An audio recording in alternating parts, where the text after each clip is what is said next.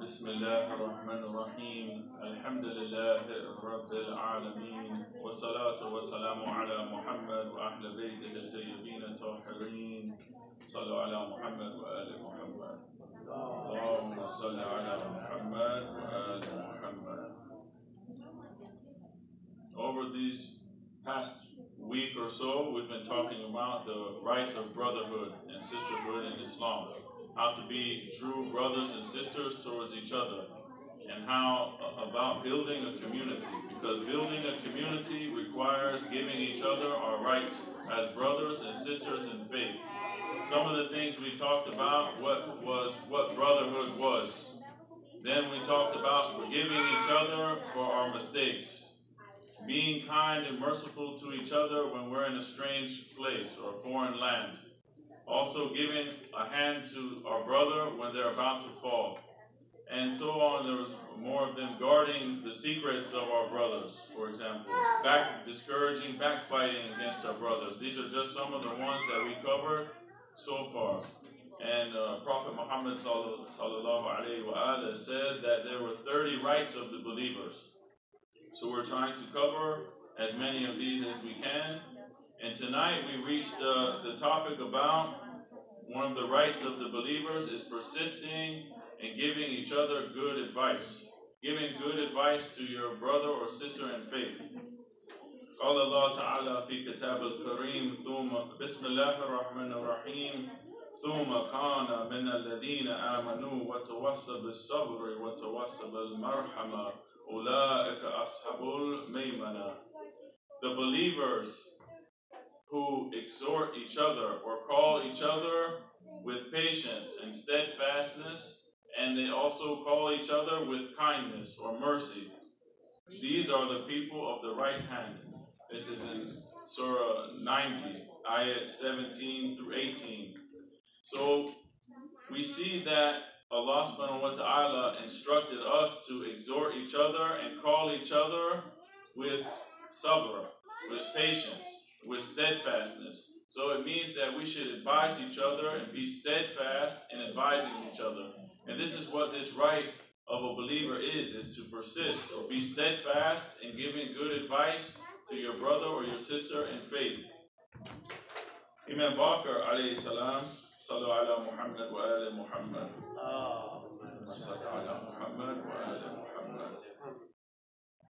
He said that a believer should advise his believing brother. He also said that a believer's rights over other believers is that he be sincerely advised. So this is one of the rights that we owe each other, is to give each other good, sound advice. And giving advice to each other, it stems from a place within us where we care about the other person sincerely and genuinely. It comes from a place of love for our community. This is where giving advice, it stems from this love that we have for each other. And we would hate that we would see one of our community members or family members or someone that we cared about go astray. So it would bother us when we see them in that way, and we would want to advise them or give them some good advice if we can. Sallu ala Muhammad wa ala Muhammad.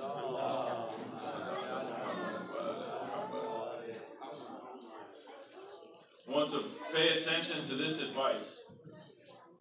If this example, if we see a child running around, right, in the kitchen downstairs, we're having iftar, we have a big knife, for example. Sallu ala Muhammad wa ala Muhammad.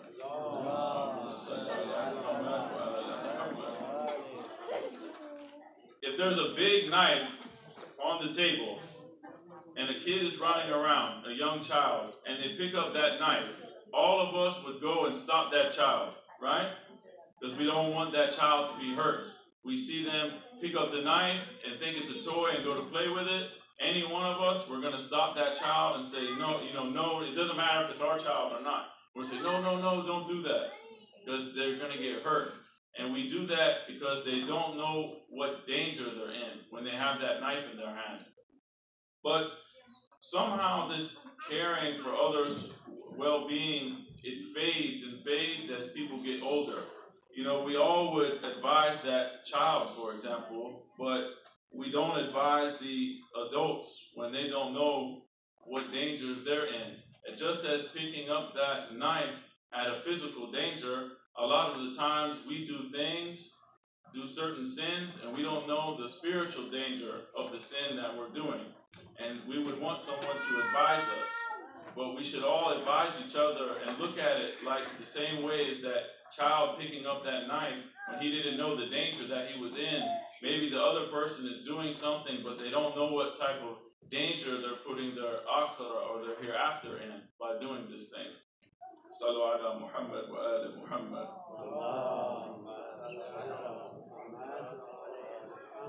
There's so many examples, but just for one of them, let's take one of the major sins and just say drinking alcohol, for example. Someone say, oh, it might not be so bad. I have a small drink. You know, I don't drink a lot. I have a small one.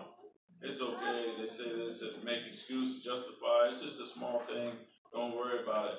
But we should advise them because this small thing, you know, it affects the person's spirituality and they don't know it. They think it's something light.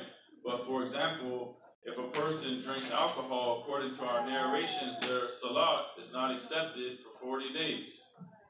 It doesn't mean that they get a free pass from not making salat for 40 days, but they still have to make it, but they don't get the thawab, the reward for making salat, by just this one thing that they do. So these things that we do, they impact our spirituality. We might not know and recognize the danger of them, but when we read the narrations about all of these types of things, we see that these things jeopardize our afterlife. So it might not be as obvious as the child who picks up the knife and he's in danger. We advise him. But when we have knowledge of these sins and the reality of them, we should advise the other person about it. Just as the Imams, they said that these sins are repulsive to them, and gave an example of eating something out of the garbage. None of us would do that. We wouldn't want it to be disgusting to us, and we wouldn't do it. But this is how the Ahlul Bayt alayhimus salam, they viewed the sins. They saw the true nature of the sin, and they refrained from it because it was something ugly and disgusting to them. But for us, we have some veils over our eyes, and we don't have all of the knowledge to see the reality of these sins sometimes. But as we gain more knowledge, we see the reality of it and how it can affect our spirituality. So when we know these things and we see, maybe we learn some things that our brother or sister didn't know yet, or we're stronger in one area and they're not as strong in that area, we can advise them and tell them about it and give them sincere advice. Because when we see one of our family members going astray, we would want to pull them to the side, and we don't want to see them get in any trouble. We have to look at the community members, just like our family members, and advise them as well. Sallu ala Muhammad wa ali Muhammad.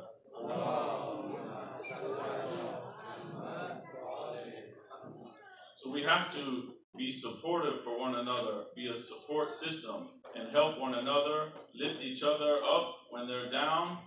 And we should not ignore each other when we see someone doing something that we can help. We should go to their aid and help them and advise them. Imam Qadhim alayhi salam, Sallu ala Muhammad wa ali Muhammad. Sallu ala Muhammad wa ali Muhammad. He said about those who ignore people when they need the help, he said, cursed is the one who does not admonish and advise his brother. So in order not to have this curse from the Imam, we have to advise and admonish our brothers when they need help, because we don't want to ignore them and let the other person just go on and ruin their lives when we could have stepped in and maybe said something to help them. Imam Sadiq alayhi salam, he says, any believer who does not make an effort to help fulfill his religious brother's needs and does not advise him has committed a treason with Allah and His Prophet. Subhanallah. So it shows the significance and importance of advising and admonishing and giving good advice to our brothers and sisters in faith. So Allah tells us in the verse that we mentioned in the beginning to advise steadfastly. وَتَوَصَّى بِالصَّبْرِ. Then he shows us how to advise and call people afterwards. So he tells us to do it steadfastly and with patience. And then after this, he gives us another advice on how to do it. He says to call people toward the straight path. He said to exhort with kindness. وَتَوَصَّى بِالْمَرْحَمَةِ. Call people with mercy and kindness. So we have to think of our brothers and sisters as a family. We have to love them as part of our family. We're united under this belief of Allah subhanahu wa ta'ala, the Prophet, and Ahlul Bayt alayhimus salam. If we see them make mistakes, we have to try to help guide them. Imam Ali alayhi salam, he said, bear patiently with your brother in spite of his defects. Do not censor him excessively, because this will cause someone to have hatred and malice in their hearts. So we should advise them, but not we have to do it in a merciful way, with the wasabul marhama, in a kind and merciful way, not in a way to antagonize or aggravate or push your brother to a point where he doesn't want anything to do with you anymore. We have to do it with hikmah, with wisdom, and with marhama, with mercy. Sallu ala Muhammad wa ali Muhammad.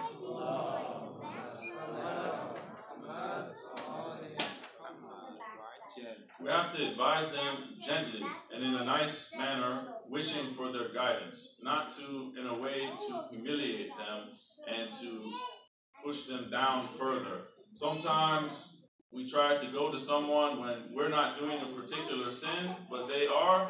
We come with a lot of pride, like we're the bigger man and we're so much better than you, and how dare you do this thing, and make the other person feel very small. And this is not how we should do it. We should come to them, as Allah said, with mercy, because we would want someone to do that for us.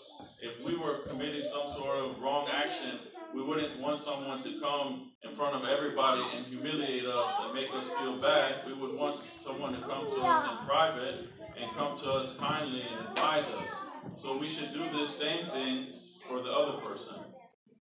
I mentioned this another night that I was here, but I think it's fitting to mention it again, about Prophet Musa and Harun alayhim salam, when they were sent to Fir'aun.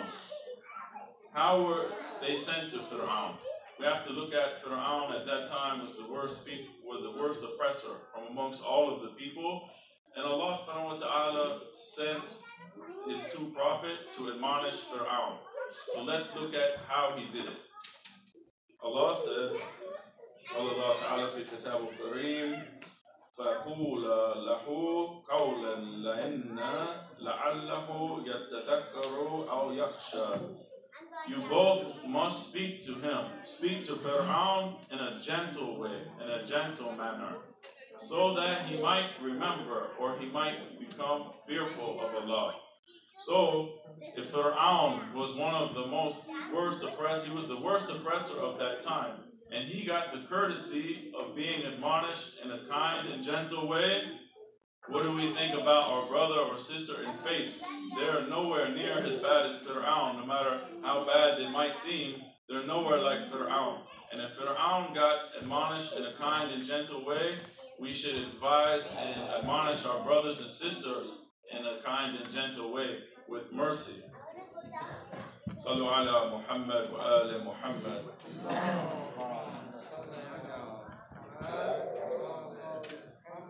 Imam Hassan al-Askari alayhi salam, he said, whoever admonishes his brother or sister in faith secretly, he has decorated them. And whoever admonishes him openly has rebuked him or vilified him, belittled him. So we should want to decorate or come to them with a beautiful type of admonishment, not a way to humiliate them. So we're speaking about persisting in giving good advice and admonishing our brother, persisting in giving them good advice. Amr bil ma'ruf, commanding to good. Wa nahi anil munkar, forbidding from evil. This is part of our Furu' ad-Din. we see that Allah subhanahu wa ta'ala says in Surah 3, Ayat 110, كنتم خير أمة أخرجت للناس تأمرون بالمعروف وتنحون عن المنكر وتؤمنون بالله. You are the best nation that existed amongst humanity, the best ummah. You command people to do good and prohibit them from evil, and you believe in Allah subhanahu wa ta'ala. When we look at the daughter of Prophet Muhammad, Sallu ala Muhammad wa ala Muhammad, Sallu ala Muhammad wa ala Muhammad, Fatima to Zahra, while explaining this ayat, or this verse, she tells the reasoning behind enjoining what is right and forbidding what is wrong. She said, Allah calls commanding good and forbidding evil for the amendment and correction of society and for the general public. So this commanding good, forbidding evil is for the general public to correct the society when they make mistakes, to call them back to what Allah subhanahu wa ta'ala enjoined on us. Imagine if nobody ever admonished each other or advised each other or gave each other good advice. What type of community would we have? It would be total chaos. If everyone ignored each other and they didn't advise each other, you know, we have to think about what the world would be like in that time. And it's definitely not the aim of human beings to ignore each other and not care about each other and not advise each other. So, but unfortunately, over time, and nowadays especially with so many bad things happening so frequently, the world is becoming more desensitized. Bad things are becoming normal. Oh, someone got shot. Oh, that happened last week. It happens all the time. Don't worry about it. Someone gets raped. Oh, this is a normal thing for this area. Oh, a bomb gets dropped in somewhere, Iraq or Syria or somewhere. Oh, it happens all the time. Maybe we think about it for one moment and it just passes by. We're getting more desensitized. When a long time ago this thing would pain someone so much because they would think that someone else got hurt, it would touch their heart and they would be very upset about it. And nowadays, unfortunately, we see it just comes and goes. So we have to think about our brothers and our sisters. We're all one unit, all one ummah. We have to care about them like our family. And this will, when we hear of something, it will affect us, and we'll pray for them, or we'll sincerely pray for them, and try to help them in whatever way we can. May Allah hasten the reappearance of Imam Zaman, Ajallah Ta'ala Farajahu Sharif. Allahumma ajal waliyaka al-faraj. Sallu ala Muhammad wa ala Muhammad. Allahumma salli ala Muhammad wa ala Muhammad. Someone might come and say, they bring this question. They say, well, what's the benefit in me advising someone, or maybe I just ignore them and mind my own business? What's the benefit? Either way it goes, what's going to happen? So, Amir al-Mu'mineen Ali alayhi salam, he says, whoever stops physical, verbal, or spiritual enjoining of right and forbidding of wrong, it's like he's a living corpse who seems to be alive, but he's dead. This is a serious thing that whoever stops, this means he doesn't care about his brother or his sister or anybody for that matter, because he doesn't care about their well-being, whether it's physical in this world, in this dunya, and they don't care about the other person's akhirah to advise them. This person is basically, Imam Ali is saying, like he's a dead person on the inside because he doesn't care anymore, doesn't care for anybody, doesn't have any love inside.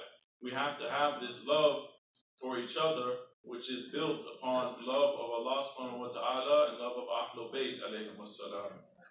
Sallu ala Muhammad wa ala Muhammad.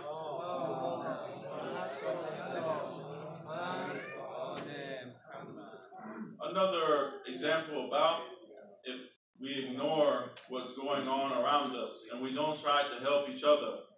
There's a beautiful narration from Imam Baqir alayhi salam. and it's about Nabi Shu'aib, or in English they call him Jethro, alayhi salam. It said that Allah subhanahu wa ta'ala revealed to Prophet Shu'aib. He said, I'll punish 100,000 of your people. 40,000 of them are the worst ones. They're evil. They do sins. They're very corrupt. Out of these 100,000, 40,000 of them are bad. 60,000 of them are good doers. So,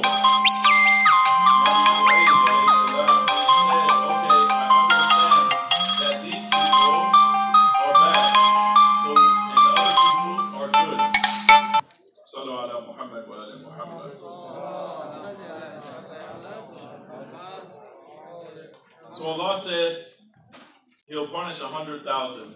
40,000 of them are bad. 60,000 of them are good. The Prophet asked, he said, okay, I understand that these ones are bad. They deserve the punishment. So what about the other 60,000 good doers? Why are they going to get punished? Then Allah subhanahu wa ta'ala revealed to Prophet Shu'aib, he said the good doers associated with those who committed open sins and they did not become angry because of my wrath on those sinners. So they didn't care to advise their brothers or sisters. They just let them do open indecency and didn't even care. They didn't have the care in their heart for their fellow believers to advise them and admonish them. And they accepted what they were doing was wrong and just went away with it. So they didn't advise them. So this is why Allah subhanahu wa ta'ala said that He would punish this group of people even though they did good deeds. But they left this one key thing of advising and admonishing their brothers and sisters in faith when they were going astray. They didn't call them back to the straight path when they had an opportunity to. Sometimes all it might take is one good word of wisdom for somebody to wake them up. And they'll say, wow, I didn't know all this time I was doing this thing, and it brought them back to the path. But if we just ignored it, then we're going to watch them when we know we could have helped them. We're going to watch them go towards destruction of their own selves. The Prophet sallallahu alaihi wasallam, he said,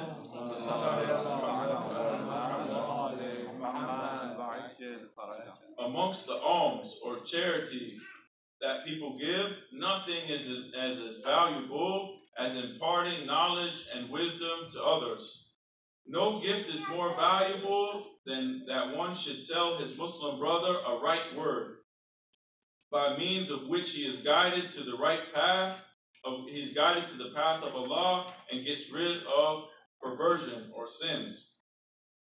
So we see that there's nothing, Prophet is saying that there's nothing as valuable as giving your brother a good word or a good advice.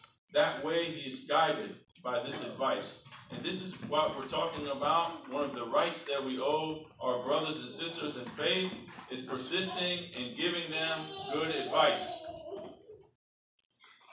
So we mentioned what would be the benefit if we're advising someone or we ignore them. Well, if we ignore them, firstly, we'd be abandoning one of those rights that we owe our brother or sister. So we're abandoning something, one of those mandatory rights that are upon us. We're leaving it and abandoning our Muslim brothers' rights. That's for first. Because we see that Imam Kadhim alayhi salam, he said, I inform you that the obligatory most right or a wajib right of your brother in faith is that you do not hide or conceal anything which is beneficial and useful for him, whether it's in this dunya, his worldly affairs, or his akhirah, the hereafter.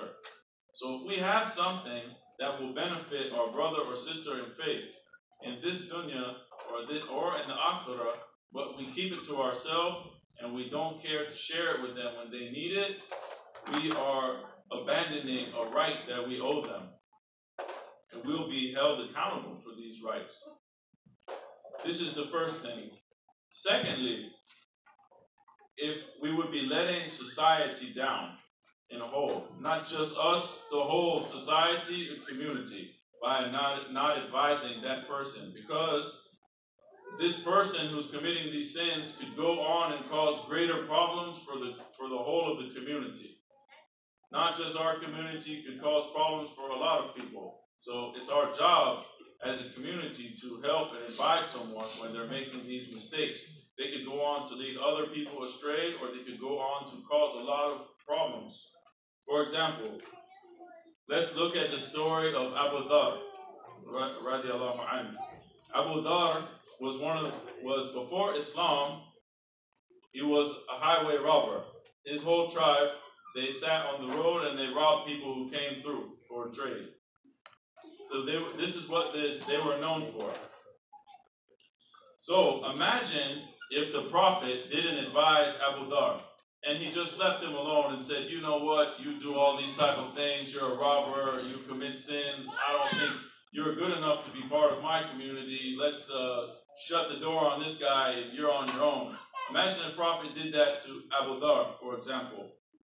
He probably would have went on to commit more sins and do more robberies and whatever he was doing, if the Prophet didn't give him a good advice and stop him from this.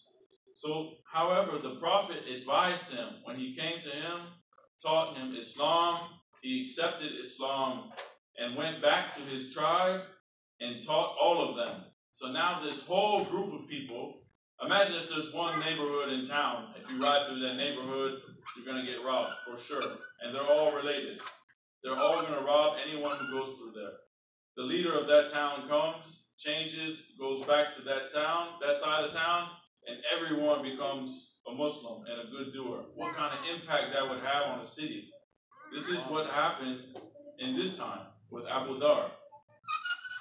So he converted his whole tribe to Islam, and he was able, by taking the teachings of Rasulullah, to reform himself and become such a high level of piety that Rasulullah said, if you want to see the taqwa of Isa, look at Abu Dhar.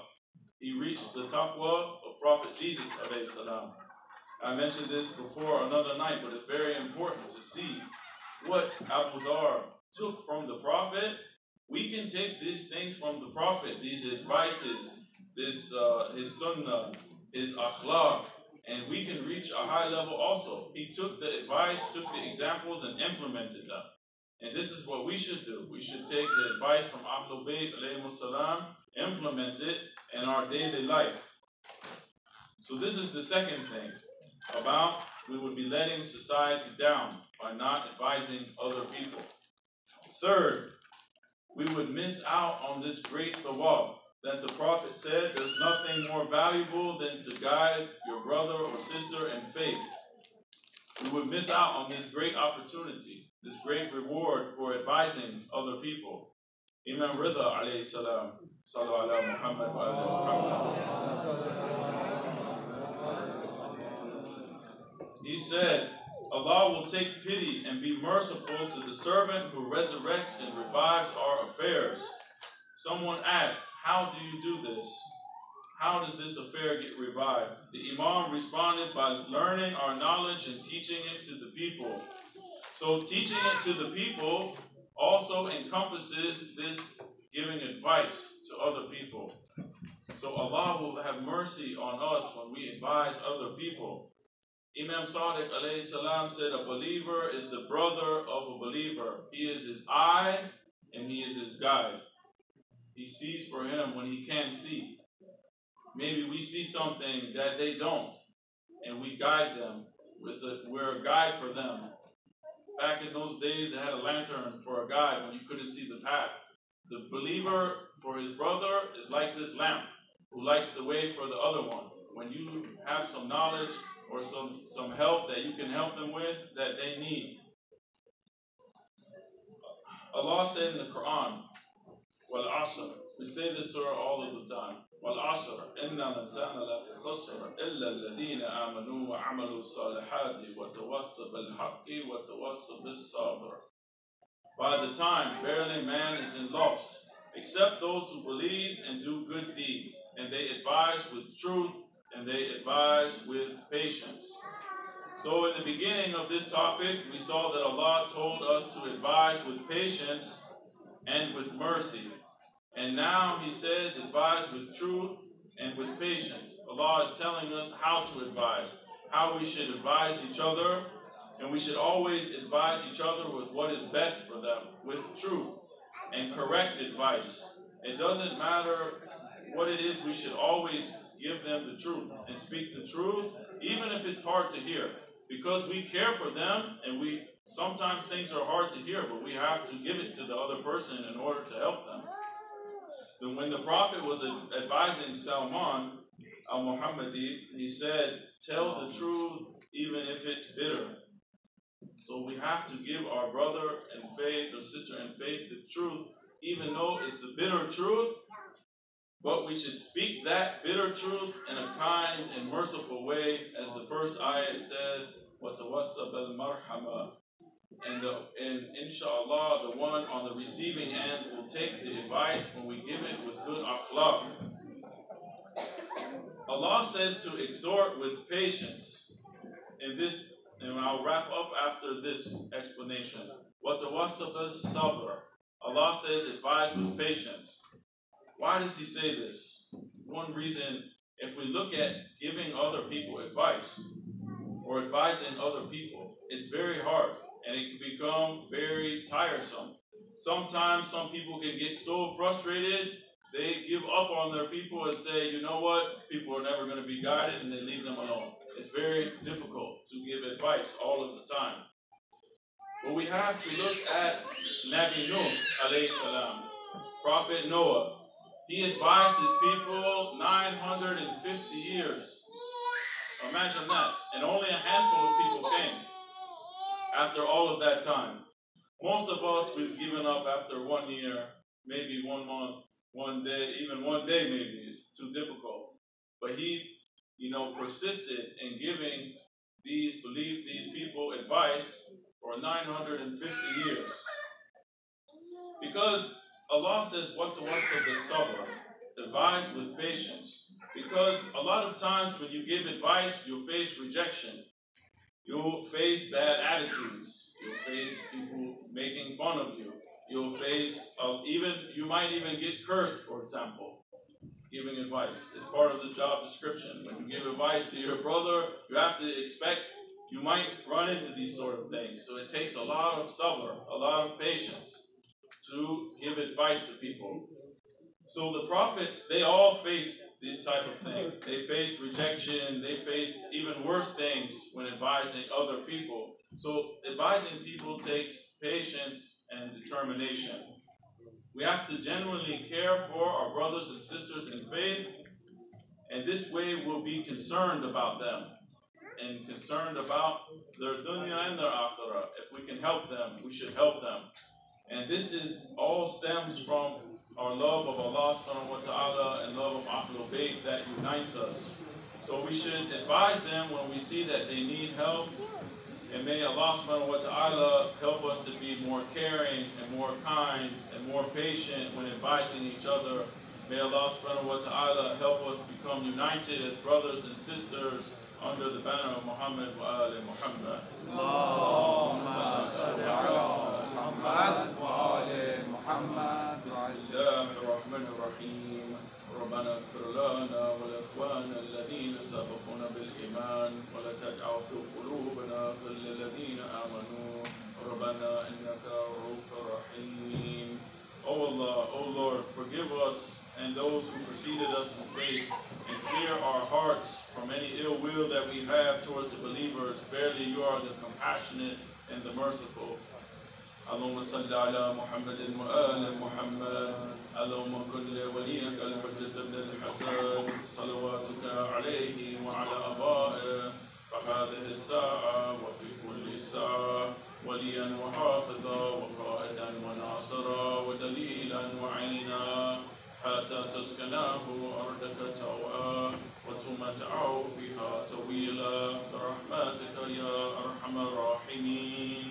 اللهم صل على محمد وآل محمد.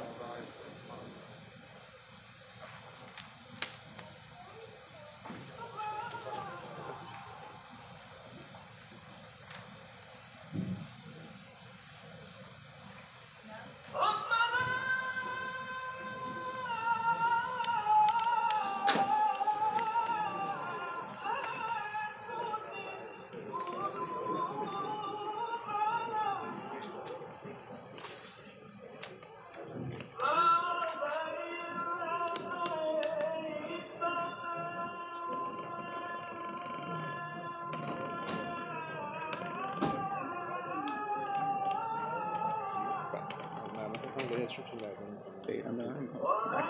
نکن.